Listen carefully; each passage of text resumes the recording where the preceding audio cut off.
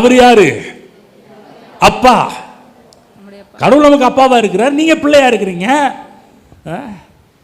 இப்போ நீங்க உங்க அப்பாட்ட கேட்கணும்னா பக்கத்து வீட்டு பிள்ளைகிட்ட சொல்லி, பக்கத்து வீட்டில் சொல்லி எங்க அம்மாட்ட வாங்கி கொடுங்க, எங்க அப்பாட்ட வாங்கி கொடுங்க கேட்பீங்களா? சொல்லுங்க பார்க்கலாம். யாராவது அப்படி கேட்பீங்களா?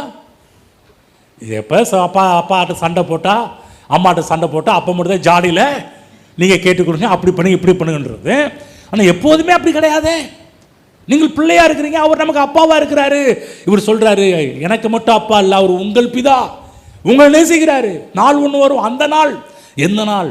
உயிர்த்தெழுந்த நாளுக்கு பிறகு என் நாமத்தில் இயேசு கிறிஸ்து இன்றைக்கு உயிர்த்தெழு வரும், அந்த நாளுக்கு பிறகு நடக்கிற ஒரு விஷயம். அந்த நாள்ல இருந்து என் நாமத்தில் கேளுங்க. அதுதான் பாருங்க, இயேசு கிறிஸ்து உயிர்த்தெழுந்த உடனே 50வது நாளிலே பரிசுத்த ஆவியானவர் வந்து மக்களை ஆட்கொள்கிறார்.